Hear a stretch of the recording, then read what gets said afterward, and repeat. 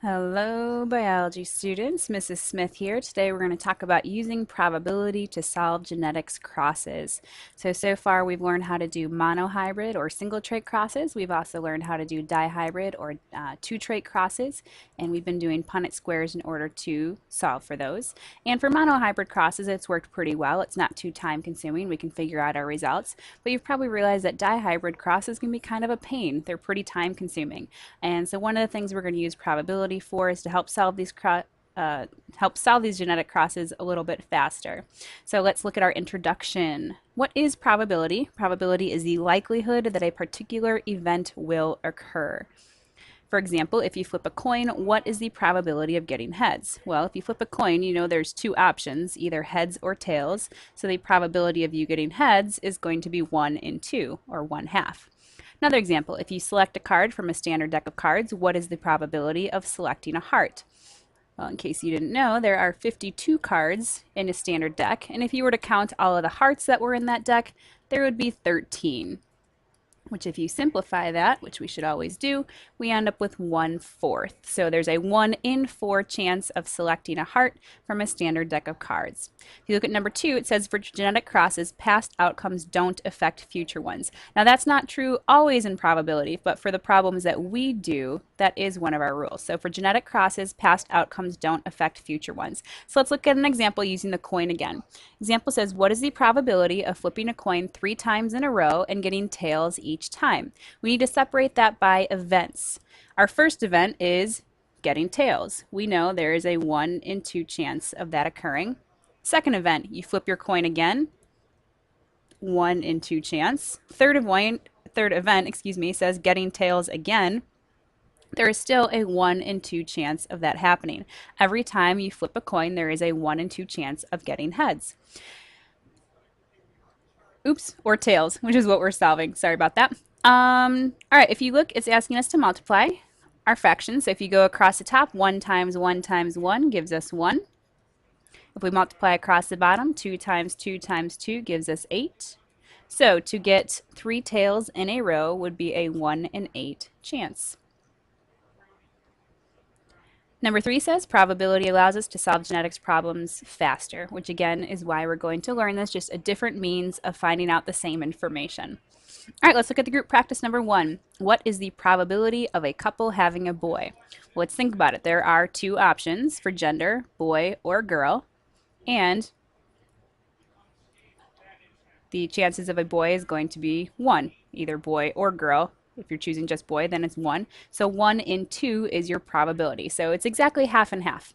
What about number 2? What is the probability of a couple having 2 boys in a row? Again, let's separate this by event. Our first event is having a boy, which we just said is a 1 in 2 chance. Our second event is having a boy, still a 1 in 2 chance. If we go through and multiply across the top, 1 times 1 is 1.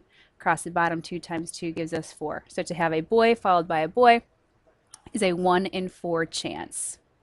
Let's look at number 3. What is the probability of a couple having 5 girls in a row? Again, we want to separate all 5 events, and we know that each event doesn't affect the next one. So having a girl the first time, 1 in 2 chance. Second time, 1 in 2 chance. Third time, 1 in 2 chance. All the way on over. Always a 1 in 2 chance of having a girl. If we multiply across our numerator, we get 1. If you multiply across your denominator, you will get 32. So there's a 1 in 32 chance of having 5 girls in a row. Now sometimes students are like, but I know a family with 5 girls in the family. How come that happened when the odds are so small? It happens. There's no specific explanation other than what happens in nature is what happens in nature. Probability is just a means of determining the odds of something happening, but it doesn't mean it has to happen that way. All right, number 4. Tall pea plants are dominant over short pea plants.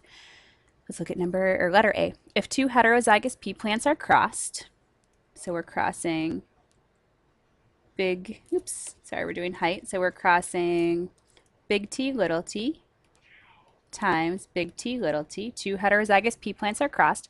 What is the probability of getting 2 short pea plants? So we need to separate this out by events. So our first event is getting a short pea plant, which is little t, little t. So to figure that out, we need to make a Punnett square And here's our parent cross. We had 2 heterozygous pea plants.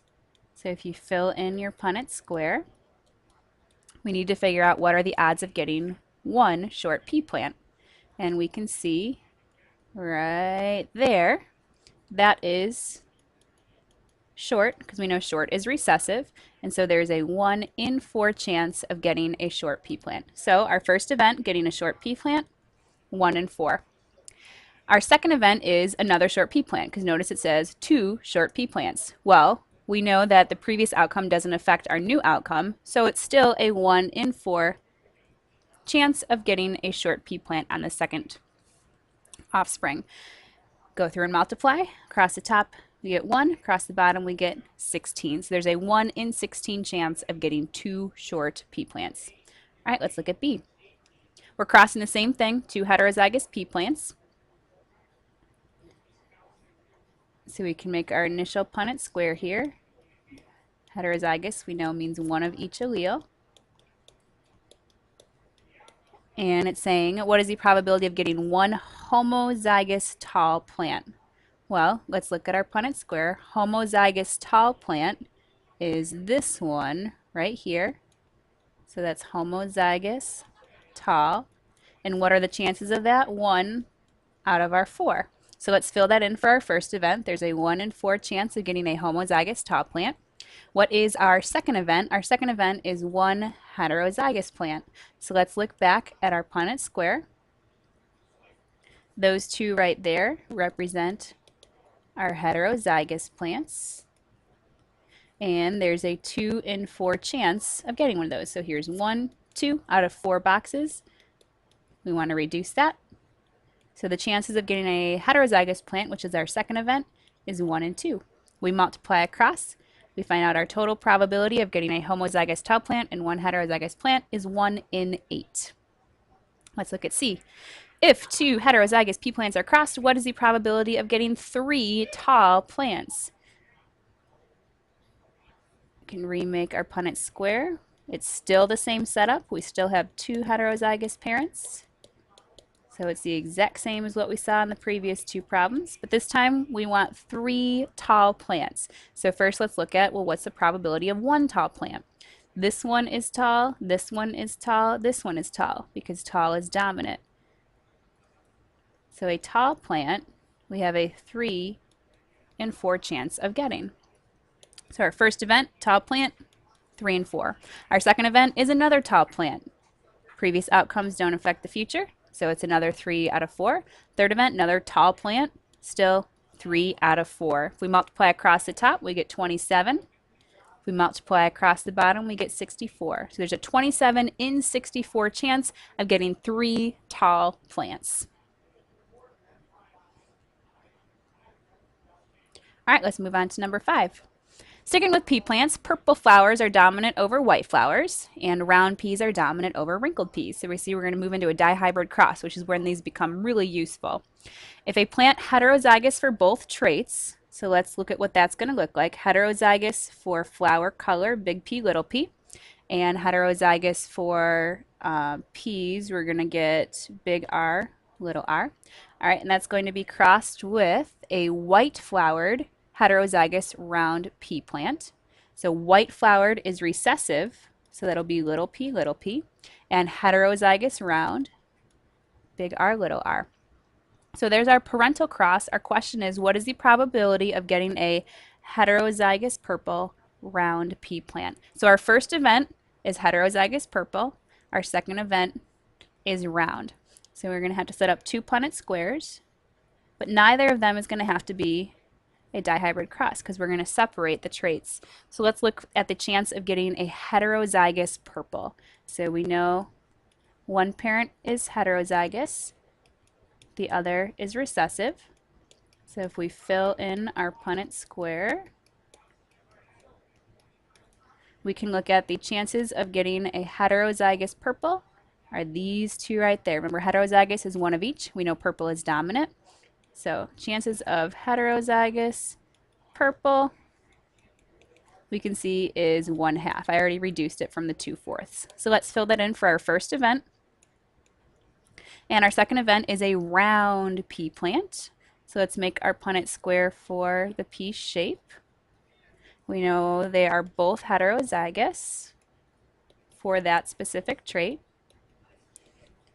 We can fill in our Punnett square, and we want round. If we look, round is dominant. Round peas are dominant. So which of these represent the dominant phenotype? These three right there. So to have round peas is a 3 in 4 chance. So let's fill that in as our second event and then multiply. 1 times 3 gives us 3. 2 times 4 gives us 8. So there's a 3 in 8 chance of getting a heterozygous purple round pea plant. Let's look at B. Same setup in terms of the parental phenotypes and genotypes. But this time we want to know what's the probability of getting a white flowered wrinkled pea plant. So I'm just going to copy down the exact same Punnett squares from above because our parental genotypes did not change.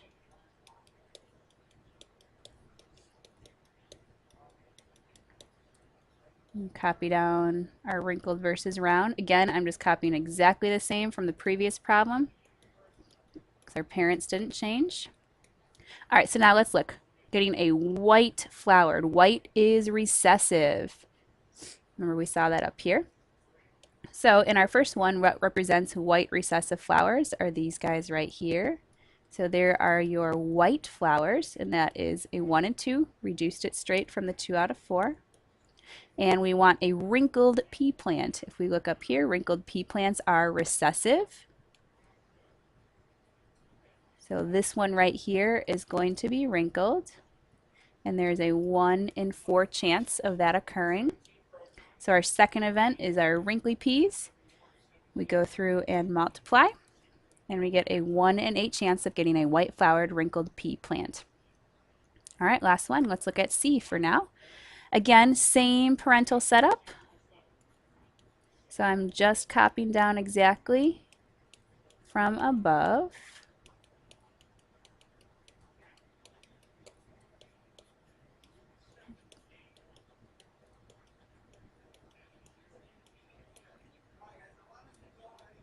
All right, what do they want? What is the probability of getting a white flowered? There is our first event. White flowers are right here because those are recessive. So white is a 1 in 2 chance. And they want heterozygous round. Heterozygous we know is one of each, so big R, little r. There is our heterozygous round. That is a 1 in 2 chance. So we fill that in for our second event. We multiply. There is a 1 in 4 chance of getting a white flowered heterozygous round pea plant given the initial parent genotypes. All right, that's it for the group practice. The remaining problems you're going to try on your own. Good luck.